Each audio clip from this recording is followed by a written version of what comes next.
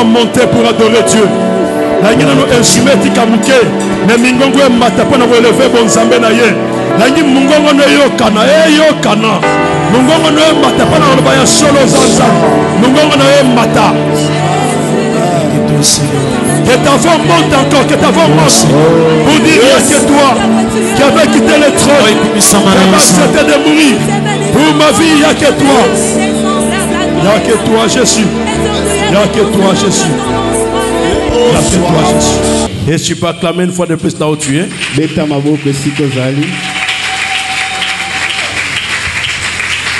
Gloire à Jésus. Je disais qu'aujourd'hui c'est un dimanche spécial. C'est un dimanche de Pâques. Et c'est le plus grand dimanche ou le plus grand jour pour la vie chrétienne. Parce qu'en réalité, la fête qui doit réellement être reconnue comme telle, c'est la journée d'aujourd'hui. Alors, nous sommes venus pour célébrer la résurrection de Jésus-Christ. Nous sommes venus pour dire au diable, tu as échoué dans tes programmes parce que Jésus-Christ est ressuscité. Parce que sans la résurrection, la prédication de la croix serait nulle.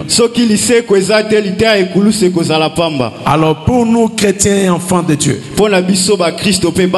c'est un très grand jour pour nous. Une journée de joie et une journée d'une grande commémoration. Gloire au Seigneur. Amen, amen. Alors, nous allons aujourd'hui pratiquement parler de la Pâque. C'est pourquoi nous commençons notre lecture. Nous allons lire dans les livres d'Exode 12, 23 à 27. Et oui, je lirai les versets 43. Exode 12.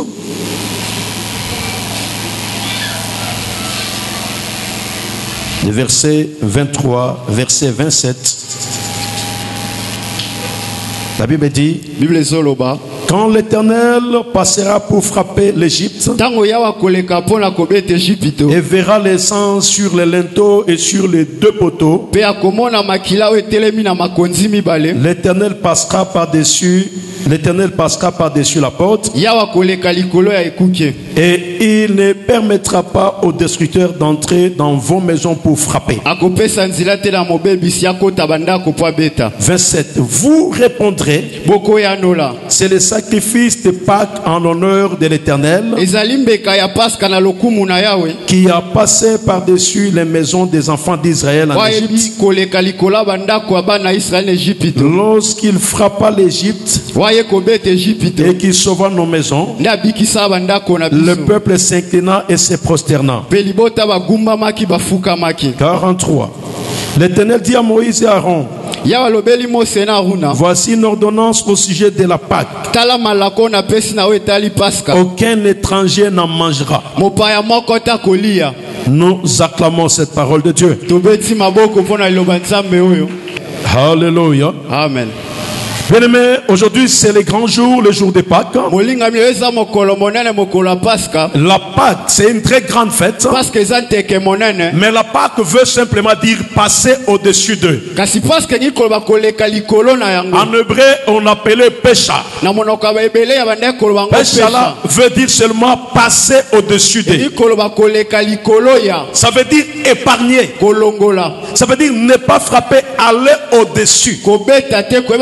Qu'est-ce qui se passe par l'origine de ces mots? Je ne vous parlerai pas de la résurrection de Jésus sans vous permettre de comprendre le contexte réel de la Pâque. Et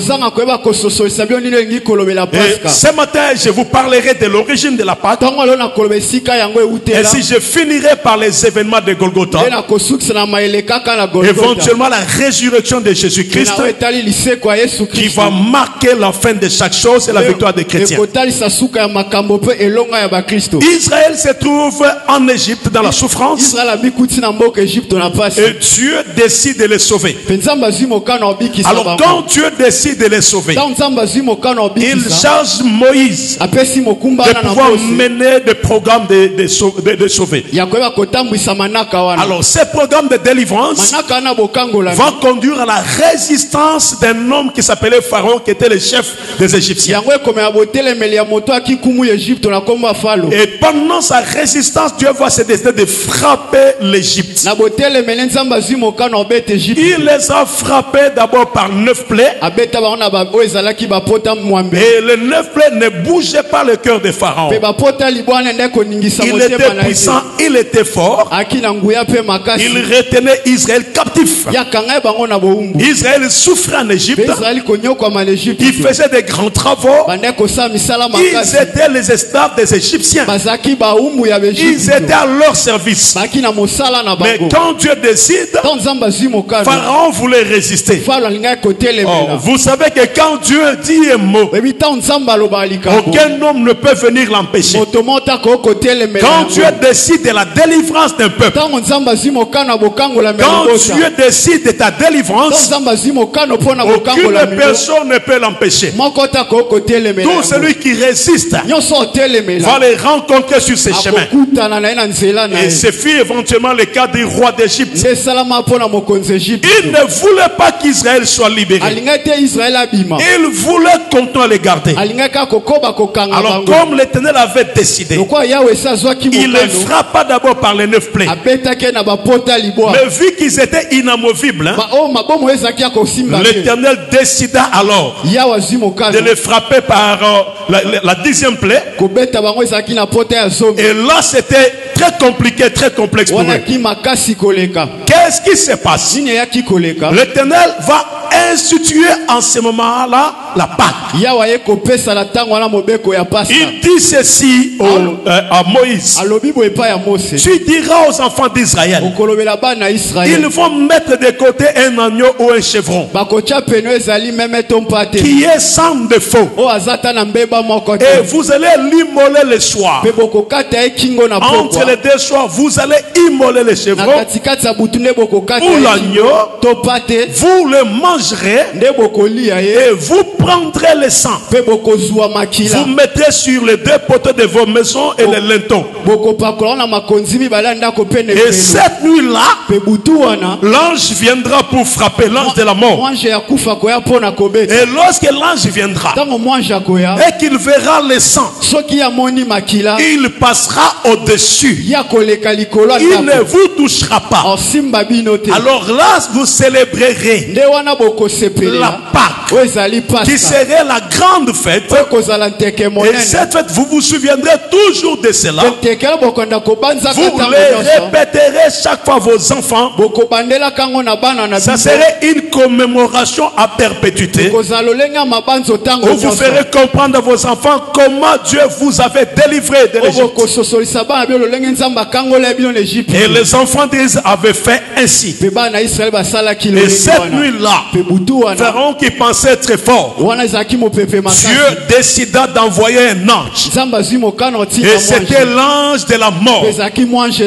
Vous savez que le grand ennemi que nous avons connu depuis la chute de l'homme, depuis qu'on a quitté le jardin d'Éden, c'est la mort. Parce que notre grand ennemi, même quand on avait interdit à Adam et Ève de manger le fruit, la conséquence c'était la mort. C'est le grand ennemi. Même comme nous sommes ici, tout le monde sait que la mort existe, mais tout le monde a peur de la mort. Ce n'est pas pour rien que même si vous aimez quelqu'un, lorsqu'il meurt, vous ne l'enterrez pas dans votre parcelle. Même si c'était qui, vous allez aller l'enterrer en dehors de la ville, loin de là où les gens peuvent vous voir. Ce n'est pas pour rien qu'on n'a pas de cimetière dans la ville. On emmène toujours des cimetières hors la ville, parce que l'homme ne veut pas qu'on parle de la mort. Si je veux vraiment te t'inquiéter si je te dis aujourd'hui, écris ton testament pour donner ta dernière volonté parce que tu mourras. Tu verras que tu seras l'homme le plus inquiet. Parce que généralement, l'homme ne veut pas mourir. Et l'homme a reçu en lui la pensée de l'éternité. Ce qui fait que tu peux voir quelqu'un qui a déjà 85 ou 90 ans, mais tu les vois faire les projets de construire, faire les projets des affaires, il projette des grands voyages, mais il est déjà en train de s'approcher de la mort. La mort, c'est quelque chose que personne n'aime. Alléluia. Même souvent quand les hommes fêtent, ils aiment fêter, mais ils oublient que chaque fois que nous fêtons, nous tendons vers la mort. La mort, c'est la chose qui inquiète le plus des hommes. Et cela est normal parce que depuis le jardin d'Éden, c'était le vrai problème. La mort. Autour de nous, c'est la mort. On se réveille, c'est les nouvelles de la mort. On regarde dans la famille, c'est les gens qui nous quittent. On voit à côté, c'est les gens qui partent. Nous regardons les amis, les voisins qui disparaissent. Nous regrettons, mais ils partent. La mort existe. La mort est là. Et c'est l'ennemi de l'humanité. Alléluia. Nous avons la mort, mais la mort est physique et la mort aussi est spirituelle. Nous devons savoir qu'il y a deux types de morts. Et lorsque Dieu parlait de la mort, il voyait l'homme quitter sa face et se perdre. Alors laisse-moi te faire comprendre que Pharaon qui était en train de résister, Dieu va élever l'ange de la mort pour lui dire: tu passeras sur cette ville et tu frapperas toutes les maisons. Mais quand tu arriveras là où tu verras le sang, tu ne toucheras pas à ces gens-là. Et cette nuit-là, l'ange de la mort est venu. Il a frappé l'Égypte. Même Pharaon qui était plus fort, il avait des gardes, il avait l'armée, il avait la sécurité. Il ne pouvait pas voir la mort et envoyer ses policiers l'arrêter. Alléluia. Même si tu es l'homme le plus puissant. Excusez-moi, je connais quelqu'un qui venait de mourir, un grand, un homme qui a marqué son histoire, qui nous a donné de l'eau pendant longtemps dans une stabilité impossible. Cet homme avait l'hôpital dans sa propre parcelle. Lui avait construit son hôpital, bloc opératoire, salle, les labos. Tous les médecins étaient là-bas dans son hôpital. C'est-à-dire les médecins venaient le matin. Il y avait ceux qui assuraient la garde la nuit dans sa parcelle pour qu'au jour où il tomberait malade, que ces gens les traitent en fait d'éviter la mort.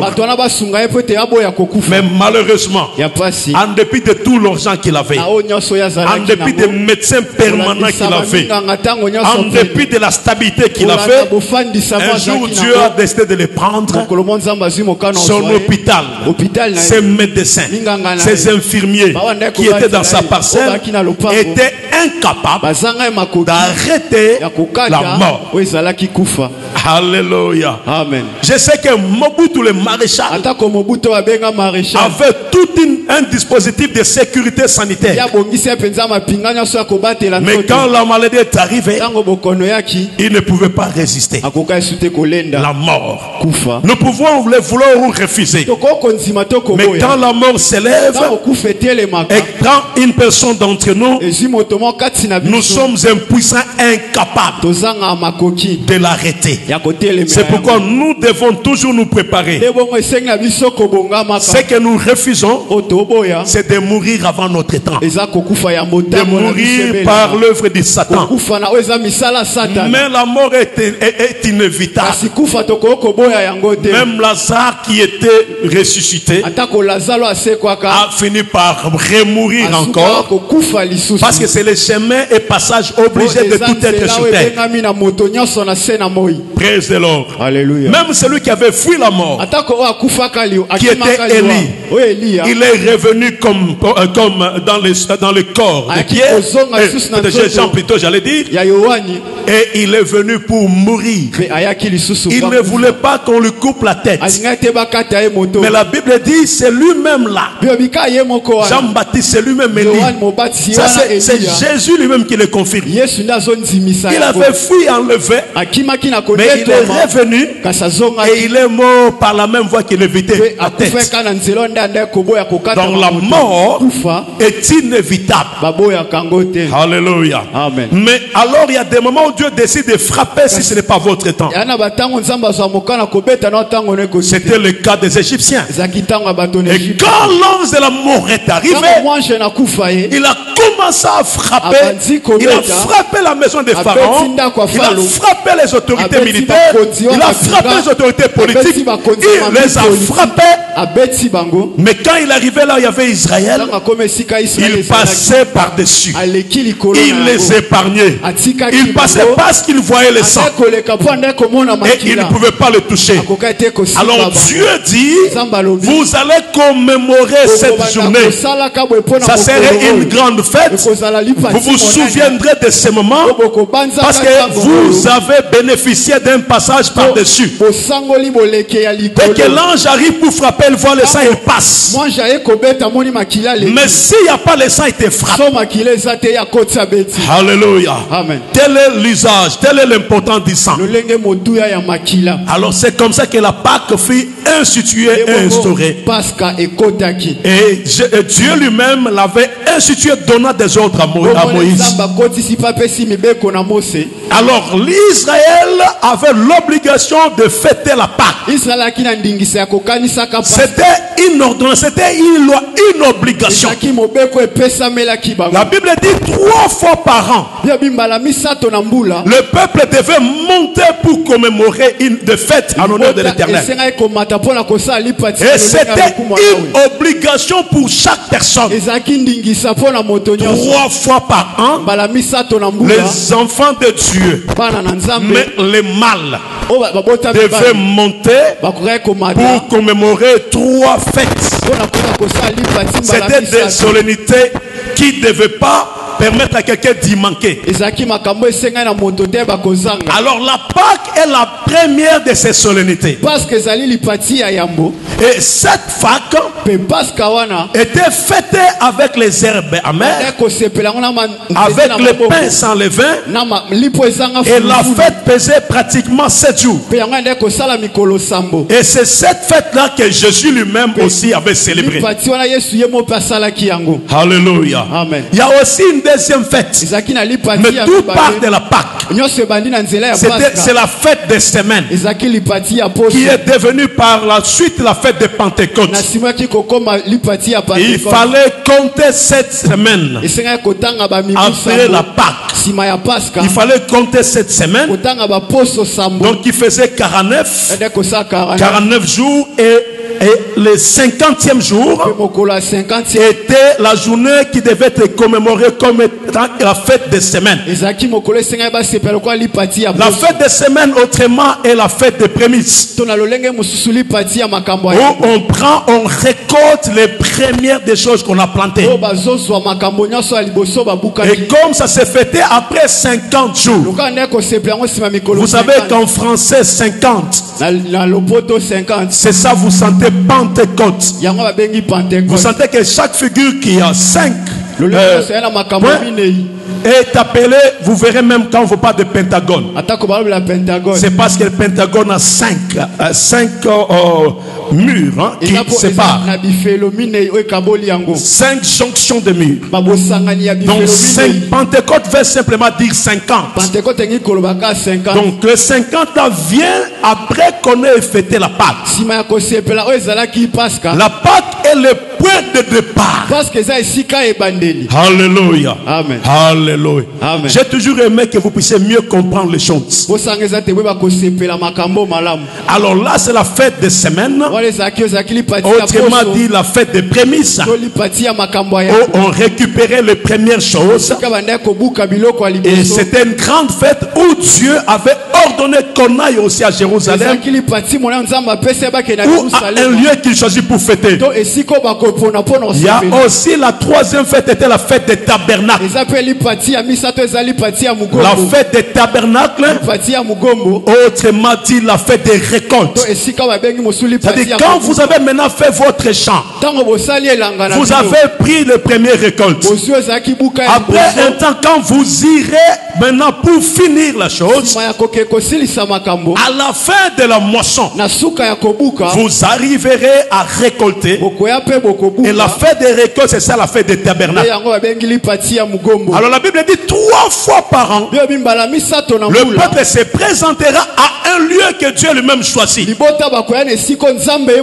les hommes ne pouvaient pas aller n'importe où. C'est là que Dieu choisit. Donc Dieu avait toujours une adresse précise pour la commémoration de ces choses.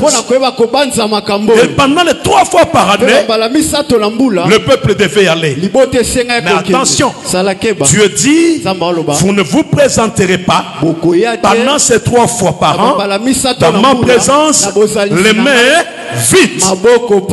Une interdiction de Dieu. Il dit, vous ne viendrez pas dans ma présence les mains vides. C'est-à-dire le peuple avait cette obligation, mais devait lui apporter l'offrande. Alléluia.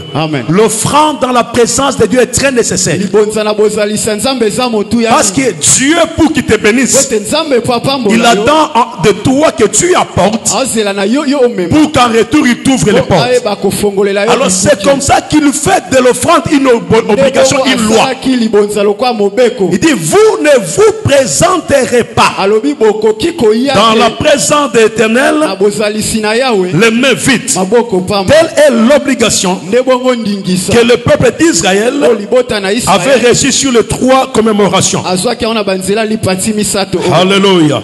J'aimerais quand même que vous puissiez être fixés. Vous devez savoir que la Pâque, c'est la fête la plus puissante, la plus forte. Je vais lire avec vous. Je vais lire Exode 23, 15, 16. Exode 23, 15, 16. Tu observeras la fête des pains sans levain pendant 7 jours au temps fixé dans le mois des épis. Tu mangeras les pains sans levain comme je t'en ai donné l'ordre, car c'est de ces mois que tu es sorti d'Égypte, et on ne se présentera point à vide devant ma face. Tu observeras la fête de la moisson, des prémices de ton travail, de ce que tu auras semé dans les champs, et la fête de la récolte à la fin de l'année, quand tu recueilleras des champs et du fruit de ton travail. 3 fois par année, tous les mâles se présenteront devant le Seigneur éternel. Alléluia. Amen. C'est vrai que tu comprennes d'abord ça. Nous sommes d'accord maintenant, on s'est compris. Est-ce qu'on s'est compris? Amen. Alors, donc la Pâque se retrouve dans ces 3 fêtes, mais elle est la première fête. La célébration symbolise l'ange est passé par-dessus. Et Jésus devait aussi célébrer la Pâque. C'est vrai qu'en dehors de la Pâque, il y avait d'autres fêtes, mais qui n'étaient pas très sensibles. Comme le Purim, qui était la fête de la délivrance des Israélites. Dans le fait que Mardoché et Esther étaient appelés à rencontrer le roi pour arrêter le fléau. Et il y avait une fête. Et cette fête s'appelait Purim. Alléluia. Amen. Alors il y avait aussi d'autres fêtes, mais qui ne sont pas comptées ici. Mais ça, ce n'est pas vraiment notre problème. Notre problème, c'est que Jésus-Christ a fêté la Pâque. Mais tout ce qui s'est passé, ce n'était que la préfiguration des choses à venir. La préfiguration des choses à venir. C'est comme ça quand tu regardes dans le livre d'1 Corinthiens 5, le verset 7, tu verras que la Bible reconnaît que Jésus-Christ qui avait célébré la Pâque était notre Pâque. C'est-à-dire Jésus a célébré la Pâque, mais la Bible dit mais Jésus lui-même est notre Pâque. Donc Christ, en grec, il célébrait la Pâque juive. La Pâque juive, d'abord c'est écrit sans S, mais c'est par la suite que la Pâque chrétienne s'écrit avec S, pour différencier les deux fêtes. Parce que les deux fêtes n'ont pas la même signification, malgré qu'elles sont fêtées à la même période. Alléluia. Parce que quand Jésus a fini, lui-même est devenu notre Pâque. C'est pourquoi certains disent, estiment, que lorsqu'il avait fêté la dernière Pâque, on ne parle pas de l'agneau là-bas. Quand il a demandé aux disciples de préparer la Pâque, parce que lui-même était déjà l'agneau. Alléluia. Il y a ceux qui diront peut-être non, mais moi je vous dis, il n'y avait pas d'agneau à cette fête. On ne voyait que le pain, on voyait que le vin. Mais où se trouvait l'agneau? Où se trouvaient les herbes amères? Il n'y en avait pas.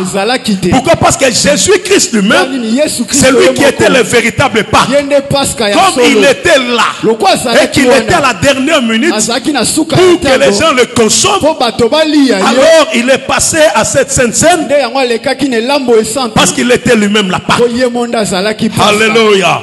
C'est pourquoi quand on regardait Jésus, quand on l'a baptisé, Jean-Baptiste le regarde, il lui dit voici l'agneau de Dieu qui ôte le péché du monde. Or à la Pâque, on devait immoler l'agneau et placer le sang. Mais quel était cet agneau? On voit quelqu'un qui marche, au lieu qu'on les regarde, au lieu qu'on dise que c'est un homme, mais non, Jean dit voici l'agneau de Dieu. Donc Jean voyait l'agneau alors que les autres voyaient un homme. C'est pour dire que Jésus, lorsqu'il est venu, il était un agneau vivant. Il est venu avec une mission. La mission principale était que l'agneau soit immolé. Alléluia. Regardez comment ça se présente. Jean est dans l'île de Patmos. Alors qu'il est troublé par cet événement, on lui montre les conséquences de notre vie. Et la question est posée, qui est digne d'ouvrir le livre et d'en rompre le sceau? Et quand Jean regarde, il n'y avait rien, personne dans le ciel, sur la terre, ni parmi les anges, il n'y avait personne qui était digne d'ouvrir le livre et d'en rompre le sceau. Mais quand Jean regarde, il commence à pleurer. Il dit notre sort est arrêté. C'est que nous sommes condamnés. Alors quand Jean regarde, il faut sortir du trône. Il faut sortir du trône un agneau comme immolé. On dit voici. Quand il regarde, on voit un agneau comme immolé sortir du trône. C'est-à-dire c'était la royauté. Parce qu'on lui a dit le lion de la tribu de Juda. Mais quand Jean regarde, il voit l'agneau. Cet agneau qu'il voyait n'était que l'image de Jésus-Christ qui était notre Pâque, qui devait verser son sang pour que quand l'ange de la mort, pour que quand la mort viendra et qu'elle verra le sang, que la mort passe au-dessus de nous et que la mort Amen. Alors laisse-moi te dire que Jésus notre agneau était appelé à partir. Alors le temps est arrivé où on l'a arrêté, on l'a maltraité, on l'a malmené. Tout ce qui était fait, c'était pour accomplir les Écritures. Parce qu'il devait porter nos péchés, il devait porter nos crimes, il devait être rejeté et abandonné de Dieu. Alléluia. C'est pourquoi Ésaïe 53 dit homme de douleur et habitué à la souffrance, semblable à un agneau comme dans la boucherie, à une brebis muette Qui a crié à ceux qui viennent annoncer? Qui a reconnu les bras de l'Éternel? Il s'est élevé devant nous comme une faible plante, comme un rejeton qui sort de la terre desséchée. Il n'avait ni beauté ni éclat pour attirer nos regards. Et le châtiment qui donne la paix est tombé sur lui. Et c'est par ces métissures que nous sommes guéris. Alléluia. Ésaïe parlait de cet agneau-là, de cet homme-là qui devait être rejeté. Alléluia. Jésus est arrivé, alors il devait passer par la mort. Il fallait qu'il passe. C'est vrai que la mort était une douleur, mais la mort était dans le plan de Dieu. Parce que depuis le jardin de Dieu, il a dit, la prospérité de la femme t'écrasera la tête, et toi tu le mordras au talon. Mordre, c'était pendant tout ce temps de souffrance, mais écraser, c'était par la mort de la croix. Alléluia. Écoutez, on va décider de pouvoir arrêter et détruire Jésus. La Bible dit que les jours où on l'a mené avec toute la souffrance, il a crié, tout est accompli. Ensuite il expira. Amen, amen, amen. Mais si le diable était intelligent, il ne toucherait pas à Jésus. Amen, amen, amen. Moi je me dis, mais les pharaons qui connaissaient l'événement se sont dit, mais Satan, qu'est-ce que tu fais? Cet homme, pendant qu'il est dehors, il suffit seulement qu'il parle. Les gens ont peur, les démons tremblent. Tu vas encore le tuer pour l'amener ici. Qu'est-ce que tu fais? Alléluia. Mais tous ces gens qui ont travaillé avec les diables regrettaient. Il fallait les laisser dans son affaire, guérir les malades, faire des histoires. Tu l'amènes ici. Alléluia. Moi je suis en train d'imaginer leur conception. Mais c'est ce que nous avions Lazare ici. Cet homme-là seulement est arrivé, il a donné un ordre, on a tremblé ici, et Lazare est parti. Maintenant tu nous l'amènes ici, nous sommes foutus. Alléluia. Jésus était tellement puissant que si le diable avait la connaissance des Écritures, il n'allait pas le tuer. Mais Jésus était mort parce que lui voulait, il devait passer par là, et c'était sa mission. Alléluia. La mort de Jésus n'est pas un échec, mais la mort de Jésus était une victoire. La mort de Jésus c'était une célébration, et la mort de Jésus c'est ce qui nous donne la paix. La mort de Jésus était utile. Il devait payer ses prix pour arrêter l'ennemi qui nous hantait, la mort. Alléluia. Alors c'était un vendredi où il était amené à la croix. C'était un vendredi où il avait expiré. On l'a enterré. Le samedi il est resté sous la terre. Le dimanche, alléluia. Alors pendant qu'on pensait que c'était fini, le dimanche où le diable se disait oui, on verra ce qui sortira. Déjà avant qu'il ne rende l'âme, la Bible dit la terre avait tremblé, le rocher s'était fendu. Le jour où Jésus a rendu l'âme, alléluia. Amen. Quel homme, quel est ce Dieu, quel est ce Dieu, lui qui a accepté de mourir pour nous. Le jour où il est à la croix, où il rend l'âme, la Bible dit les rochers se sont fendus. Il y a eu le tremblement de terre, et quand il a rendu l'âme, il y a eu même les prémices de résurrection. La Bible dit il y a des gens qui étaient morts, les gens les ont vus revenir à la vie et entrer dans la ville, parce que Jésus était mort. Alléluia. Quel événement dans le monde des esprits. Cette affaire n'est pas dans le monde normal, c'est dans le monde des esprits où le monde était secoué. Dans le monde des esprits, ce fut l'échec, parce que le diable qui nous malmenait à la mort de Jésus, le diable était déséquilibré. Il était. Alléluia. Alléluia. Amen. Jésus a rendu l'âme, on l'a enterré, on l'a enseveli. Pendant les 3 jours, on a placé des militaires pour qu'ils ne sortent pas. J'ai dit à quelqu'un, toi avec Jésus, votre unité est là. Même si on plaçait les démons, même si on plaçait les ennemis, même si on plaçait la police, mais pour toi, quand Dieu veut intervenir, aucun policier ne va s'interposer. Aucun policier, qu'il soit le policier de la sorcellerie, qu'il soit le policier des fétiches, il ne fera rien parce que personne ne peut arrêter le plan de Dieu pour toi. Alléluia. C'était le plan de Dieu. Pendant que Marie était inquiète, pendant que tous les disciples étaient inquiets, il y a des gens qui pleuraient, qui regrettaient. Ils se disaient, on nous a pris notre Seigneur. Qu'est-ce que nous allons devenir? C'était le malheur. Alors que Jésus est parti pour faire un travail. Il est allé pour reprendre la clé de ces jours de mort. Il est allé pour faire un travail. Comme le dit le livre d'Apocalypse, il est allé prendre la clé de ces jours de mort. C'est comme ça que la mort ne peut plus se prévaloir sur la vie devant l'église. Parce que Jésus était parti. Il est entré. Il a dit, je vais y aller. Je vais y arriver. Je vais arriver pour reprendre la clé.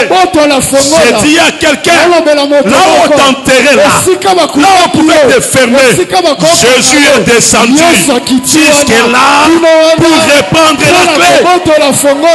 Oh, j'ai dit à la mort, où est ton aiguillon? Mort, où est ta puissance? Mort, où est ta force? Parce que Jésus est descendu jusque là. Il est arrivé là-bas. Il est entré dans la profondeur pour récupérer les clés de la mort. Et la mort n'avait plus le pouvoir à cause de Jésus.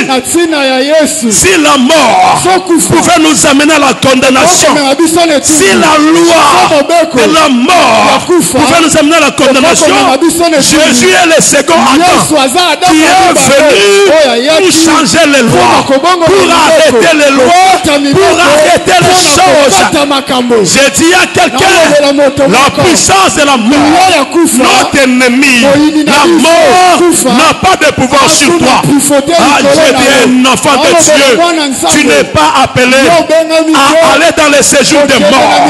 Je dis à quelqu'un, même si tu es menacé, mais comme tu as Jésus, comme son sang a coulé, lorsque la mort vient, la mort va voir le sang et la mort va passer au-dessus. La mort va passer au-dessus.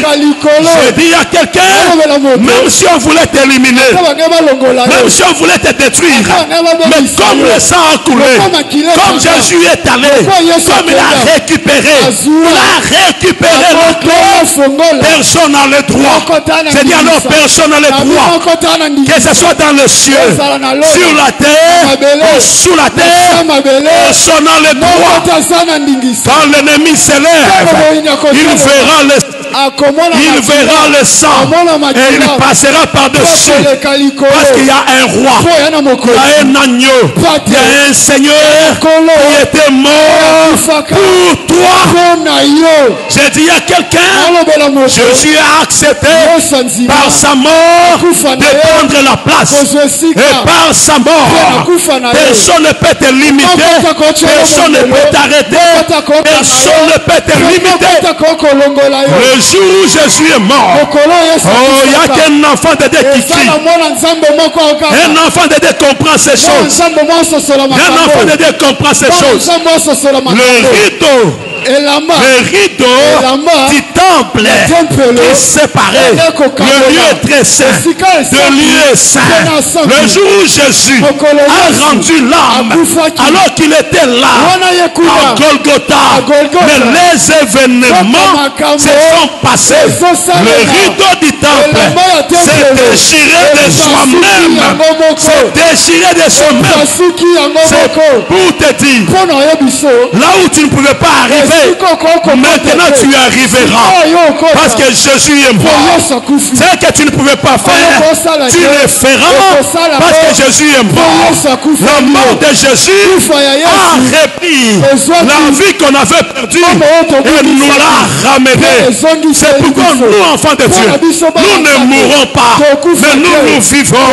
Même si ton corps va mourir, mais ton esprit ne mourra pas. Toi, tu ne mourras pas. Toi, tu vivras à cause de Jésus. Il a payé le prix. Il a pris ta place. Il est le second Adam. Il a payé le prix. Il a pris ta place. J'ai dit à quelqu'un, malheur aux gens qui veulent te condamner. Parce que toi qui es avec Jésus, la Bible dit, pour vous qui êtes en Christ, il n'y a pas de condamnation pour vous. Il n'y a pas de condamnation. Il n'y a pas de condamnation. J'ai dit ce matin, la condamnation de ta famille, la condamnation de la loi, la condamnation de ton péché n'a pas de place. Tu as ta place. J'ai dit à quelqu'un, qui pourra te condamner? Qui pourra t'éliminer? Parce qu'il y a quelqu'un, c'est un roi, c'est un seigneur qui avait accepté de porter les habits des serviteurs afin de venir pour donner sa vie. Et si quelqu'un me comprend, quelqu'un me comprend, Amen. Ce matin je mets en garde tout esprit de mort qui roule sur votre maison, qui roule sur votre environnement, qui roule dans vos maisons. Je le mets en garde. Je dis tout l'esprit de mort, ce n'est pas ici, ce n'est pas ton terrain. Tu n'as aucun droit, tu n'as aucun pouvoir et tu ne prendras rien. Tu ne prendras rien parce que Jésus nous a donné la vie. J'ai dit à quelqu'un, pendant le troisième jour, il pensait que c'était fini, mais la terre a dit, tu as récupéré les clés. Je n'ai plus la force de te retenir. Je n'ai plus la force de te garder. Bien-aimé, la terre a commencé à trembler. La terre a commencé à trembler. La terre a dit, je ne peux pas te garder. Tu es mon créateur. Je ne saurais pas. Et le troisième jour,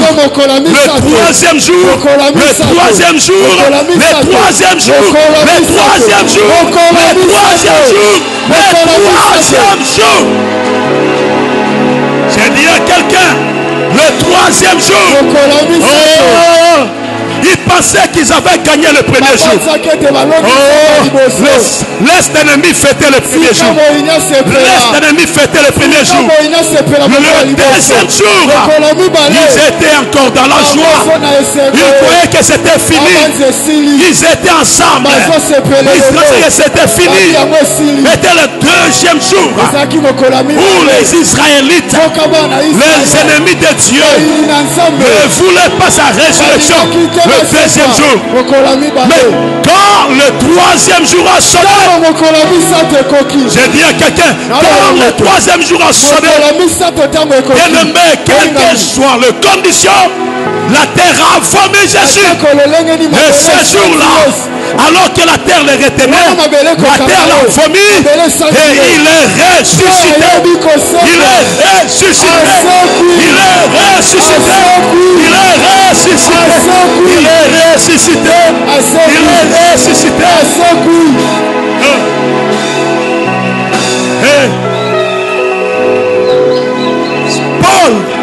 Paul dit, si Jésus n'était pas ressuscité, alors notre prédication sera vaine. Jésus est ressuscité. Il est revenu à la vie pour que nous aussi, nous soyons les prémices. Nous puissions aussi vivre et que nous revenions à la vie avec lui. Comme Christ est ressuscité, toi aussi tu seras ressuscité. Il était le premier pour que toi tu suives par la suite. J'ai dit à quelqu'un, tu seras ressuscité aussi. J'ai dit à quelqu'un, tu seras ressuscité. Et ce matin, comme Jésus est ressuscité, tous ceux qui étaient morts en toi doivent reprendre la vie. Tous ceux qui étaient morts en toi que tu avais perdu.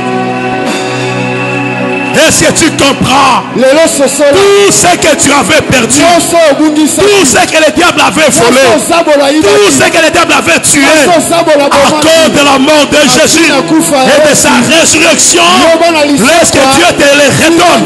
Laisse que Dieu te les redonne. Laisse que Dieu te les redonne. Laisse que Dieu te les redonne. Le Dieu de la nouvelle histoire, le Dieu de la résurrection, le Dieu de la nouvelle vie. J'ai dit que tout ce que tu avais perdu, tout ce que tu avais perdu, commence à les recevoir. Alléluia. Amen. J'ai béni Dieu. Souvent quand nous faisons des déclarations, j'ai vu les enfants de Dieu qui m'ont dit que pendant qu'on faisait des déclarations, leur vie a connu un changement. Il y a des gens dont la maladie est partie. Il y a des gens dont la malédiction est partie. Et ils sont venus témoigner. Si toi aussi tu es prédisposé, pendant que nous les déclarons, il y a des choses qui vont changer pour toi. Il y a des choses qui vont changer pour ta vie. Je dis à un frère, à une soeur, Jésus-Christ est ressuscité et c'est notre victoire. Aujourd'hui, tous ceux qui étaient morts en toi, que se répète la vie. Je dis à quelqu'un, lorsque la mort viendra, la mort verra le sang versé à Golgotha, et la mort ne te touchera pas. Je dis à quelqu'un, le diable pensait être fort, mais depuis la résurrection, le diable est devenu faible. On a écrasé sa tête. Alléluia. La tête du serpent a été écrasée. Et aujourd'hui, tu es vainqueur. Dis avec moi, je suis vainqueur. Dis avec moi, je suis vainqueur. Dis avec moi, je suis vainqueur. C'est à cause de cela qu'aujourd'hui tu dois célébrer. Quand tu célébreras, quand tu vas commémorer cet événement, il y a des choses qui vont commencer à prendre vie. Il y a des choses qui vont commencer à naître. Il y a des choses qui vont naître. Ce matin, à cause de la résurrection de Jésus, tu as la victoire. À cause de la résurrection de Jésus, tu es un vainqueur. À cause de la résurrection de Jésus, tu es celui. Encore acclamer et acclamer. Gloire à Jésus. Gloire à Jésus. Gloire à Jésus. Gloire à Jésus. Gloire à Jésus. Gloire à Jésus. Gloire à Jésus. Gloire à Jésus. Gloire à Jésus. Gloire à Jésus. Gloire à Jésus. Gloire à Jésus. Gloire à Jésus. Gloire à Jésus. Gloire à Jésus.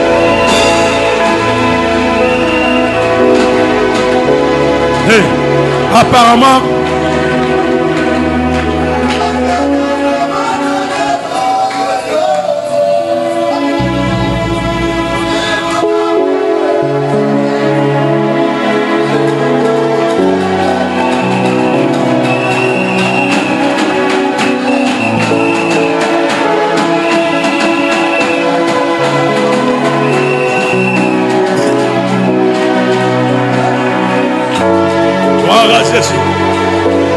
gloire à Jésus. Gloire à Jésus. Que Dieu vous bénisse à sa foi. Que Dieu vous bénisse. Que Dieu vous bénisse. Vous êtes avec moi dans ces problèmes. Alléluia. Amen. Alléluia. Amen. Oh, est-ce qu'il y a des mamans ici? Les gens qui ont vu et assisté à la résurrection de Jésus, c'était pas des hommes. C'était pas des hommes. C'était pas des hommes. Hey.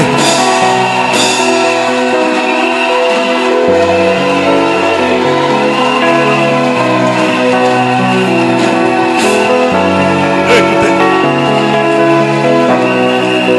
Gloire au Seigneur. Gloire à Jésus. Gloire à Jésus. Gloire à Jésus. Alléluia. Est-ce que vous savez que les mamans ont un cœur que les hommes n'ont pas? Les hommes s'en foutent de beaucoup de choses. Mais les mamans ont un cœur sensible. Alléluia. C'est pourquoi vous verrez quand vous avez une femme, elle pense toujours à sa famille.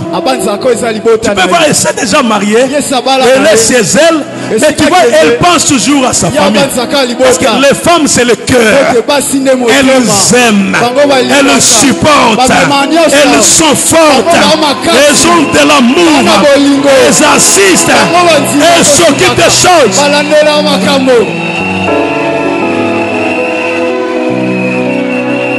Quand Jésus est mort, ce sont les femmes qui sont parties. Il y avait 3 maris.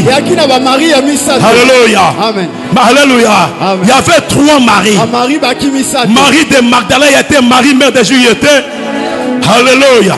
Et les 3 maris sont partis. Il y avait aussi la femme de Tsuza qui était là. Il y avait plusieurs femmes. Les femmes sont parties. Alléluia. Parce que se disait, mais comment on va laisser notre Seigneur? Nous ne pouvons pas le laisser. Ils sont partis avec le parfum. Ils sont allés pour l'embaumer. Ils sont allés pour voir là où on avait mis le corps de Jésus-Christ. C'était très tôt le matin. Le dimanche, les mamans étaient là. Elles arrivent. Elles étaient même inquiètes. Elles disaient, qui va rouler la pierre? Il n'y avait aucun homme qui est venu pour les aider à rouler la pierre. Mais Dieu lui-même avait roulé la pierre. Alléluia. Laisse-moi te dire, si vous ne rencontrez pas un homme qui pourra vous aider, Dieu sera là pour rouler la pierre. Dieu sera là pour rouler la pierre. Mais aussi, c'est pourquoi Dieu aussi est compliqué. Il dit, il est le mari de veuve. Mais il dit jamais que je suis l'épouse de veuve. Non, quand quelqu'un reste veuf, il n'a pas de femme. Mais quand une femme perd l'homme, Dieu lui-même vient maintenant. Il dit non, c'est moi maintenant qui viens pour remplacer ton mari.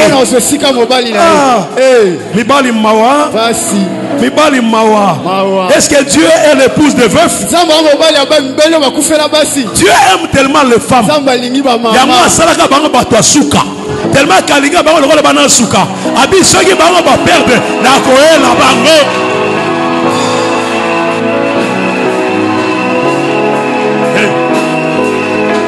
Akoela bango. Alors écoutez maintenant les femmes.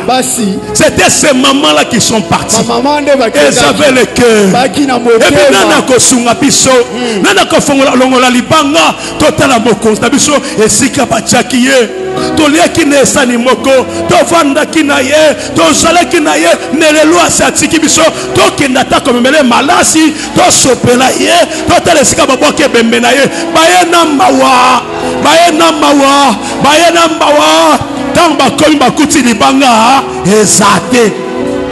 Alléluia. Et quand ils disent mais libanga ezate ndengenin, quand ils entrent là-bas, ils regardent, ils voient que le tombeau était vide. Et on leur dit, pourquoi cherchez-vous parmi les morts celui qui est vivant? Alléluia. Amen. Mais elle rentre. Elles ont informé aux apôtres. Pierre, il a constaté que le tombeau était vide. Et Pierre est rentré chez lui. Mais les femmes sont restées en train de pleurer. Alléluia. Jusqu'au moment où Jésus fait son apparition. Et quand Jésus regarde, il regarde, mais il trouve une femme en train de pleurer. Et quand Jésus l'appelle, alléluia. Quand Jésus l'appelle, la femme regarde. Il dit Rabouni, maître. Alléluia. Ce sont les femmes qui ont vu la résurrection de Jésus. Les hommes étaient partis. Et ce sont les femmes qui ont apporté l'évangile. La bonne nouvelle de la résurrection a été transformée par les femmes. Les femmes messagères sont une grande armée. Alléluia. Amen. Et quand les femmes l'ont fait, alléluia, Les hommes ont cru par la suite. Il y a quelqu'un qui doute que Jésus n'était pas ressuscité. Ça doit être un homme, parce qu'il y a que des hommes. Des hommes sont des incrédules. Jésus était ressuscité et les tombeaux étaient vides. Ce matin-là, les tombeaux étaient vides. Jésus était ressuscité. Et ce matin, je dis à quelqu'un, le tombeau est vide. Le tombeau est vide. Le tombeau est vide. Il est ressuscité. Jésus le roi des gloires. Jésus le Seigneur des seigneurs. Il est ressuscité. Il n'est plus dans la tombe. Il n'est plus dans la tombe. Il est ressuscité. Et ce matin, Jésus est vivant. Il est ressuscité. Et il règne parce qu'il est Dieu. C'est pourquoi j'ai dit à quelqu'un, ne tremble plus devant quelque chose, parce que Jésus est vivant. Jésus est ressuscité. Jésus est vivant. Jésus est ressuscité. J'ai dit à quelqu'un, je n'aurai plus peur. C'est pas que ce soit. Quand je pense à la résurrection de Jésus, je ne crains rien. Dis avec moi, il est ressuscité. Dis avec moi, le tombeau est vide. Dis avec moi, le tombeau est vide. Le tombeau est vide. Le tombeau est vide. Et acclame pour la résurrection de Christ.